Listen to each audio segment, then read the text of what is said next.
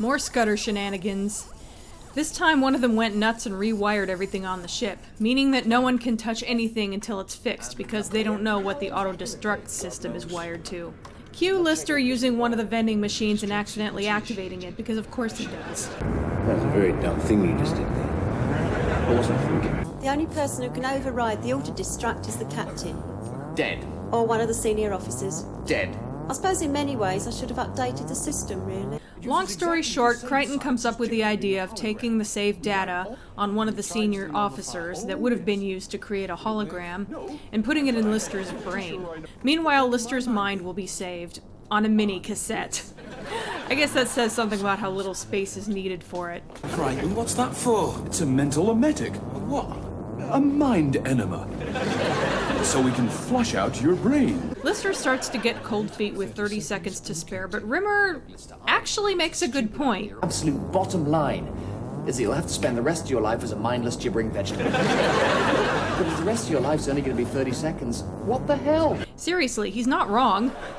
Keep that safe. It's Lister's mind. Yeah, give it to Kat. Nothing bad could happen there. Something's wrong. Something's different.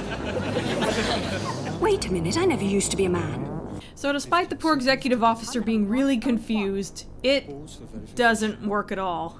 Verification rejected. Abort denied. Initiate self-destruct. But that's okay because... So where's the bomb? We haven't got a bomb. I got rid of it ages ago. Why didn't you say? You never asked. Later that night, Rimmer starts criticizing Lister's diet and lack of exercise. Have you ever in dissection class held up a frog by its head? You know the way its belly sort of sticks out above its spindly little legs?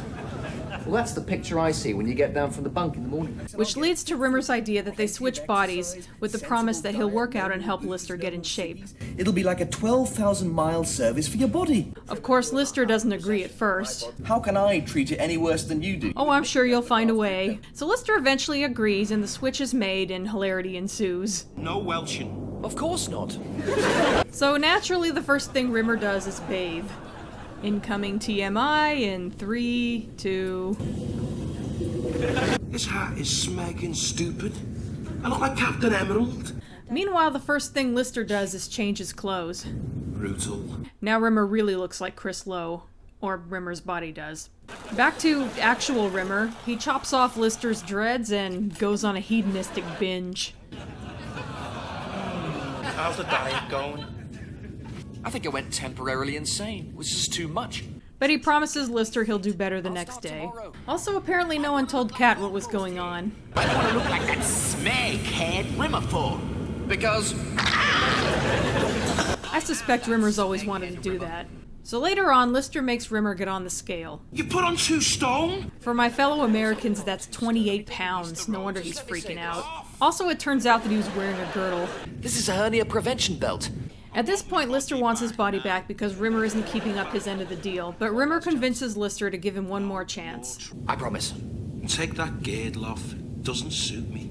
But by that night, Rimmer has already blown it, so Lister demands they go back. Rimmer had completely wrecked Lister's body. Not only has he gained weight, but Rimmer smoked so many cigars that Lister's lungs are hurting. Me lungs feel like they've been through a cheese grater. I refuse to take the rap for that body. All right, I added a few pounds to its already ample frame, but it was, let's face it, a wreck before I got anywhere near it. Yeah, you were supposed to make it better, Rimmer. That was the whole point. You could maybe make that argument if you just didn't improve it, but there's no excuse for having made it worse. Then again, this is Rimmer talking. Nothing is ever his fault. So of course, Lister vows to never let Rimmer have his body again. Get some sleep. You'll feel different in the morning. Yeah, I think we all know where this is going. And here's another example of how Crichton has broken his programming enough to know that what Rimmer's making him do is wrong, but he hasn't broken it enough to be able to refuse. Look, I'm in charge, Crichton. I'll take full responsibility. But sir... Science lab pronto. If he comes round again, give him another whack. Poor Crichton. The next morning, of course, Lister wakes up to find that he's in Rimmer's body again, and Rimmer has left him a message saying that he's left in Starbug and will be gone for a month. But don't try and follow me. Otherwise, the body gets it. So Lister gets Kat to fly White Midget so they can go after him. Except that looks like Blue Midget to me. I didn't bother to notice before, but has it always been Blue Midget and they just randomly refer to it as the wrong color sometimes? Anyway, Rimmer is living it up on Starbug. Rimmer, it's no use running, man. We've got you in visual range. Turn round and head back to the ship. I told you not to follow me!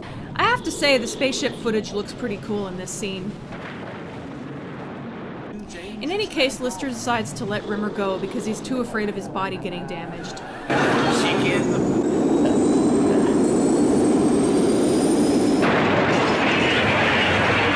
But then Rimmer crashes Starbug. Oh, Smeg. What the smecking done? You're gonna go absolutely spare. And Rimmer appears to have lost Lister's arm. I've lost your watch too. I think it's funny. No, but this is. I love how Crichton and Kat laugh. It's like we hate Rimmer, but we have to give him that one. It's Captain Chloroform. Please, Mr. David, sir. My guilt chip is already in overdrive. Seriously, it sucks to be Crichton. It also sucks to be Lister because now he's on a really strict diet. I was asleep, okay? Meanwhile, Rimmer has now switched bodies with poor Kat. Sponge on my face and out go the lights. Back first thing tomorrow. Maybe Thursday. And so ends Bodyswap. This episode is a lot of fun, and it's one of those that can basically be boiled down to look what a massive asshole Rimmer is. However much you may pity Rimmer, you really cannot give that guy an inch. He will screw you out of as many miles as he can. And it's interesting seeing just how far he'll go with that. Anyway, in some ways this is a somewhat typical body switch episode that's been done in a lot of other shows. This one goes the extra mile of having each character keep their own voice, which doesn't technically make sense. Lister's body would still have Lister's vocal cords, but it's kind of fun hearing Rimmer's voice come out of Lister and vice versa. Unfortunately, the actors have very different sounding accents, making it difficult since their mouths move very differently when they talk. There is a scene that they ended up filming, but it went unused, so they didn't bother dubbing the voices. You can hear the actors trying to do each other's accents. Is that eggnog? It's alcoholic custard. Have you any idea how fattening that stuff is? It's about 1 jillion calories a sip. Clearly, Chris Berry does a nearly flawless impression of Lister. I've been temporarily insane. It was just too much. I haven't tasted food in 3,000,002 years. Where Craig Charles doesn't do that great of a job impersonating Rimmer because he's not an experienced impressionist like Chris Berry. I mean, he doesn't do a bad job, just not as good as Chris Berry. So this results in the quality of the lip sync afterwards being kind of varied. But it's a fun episode anyway. Next up is Time Slides. See you then.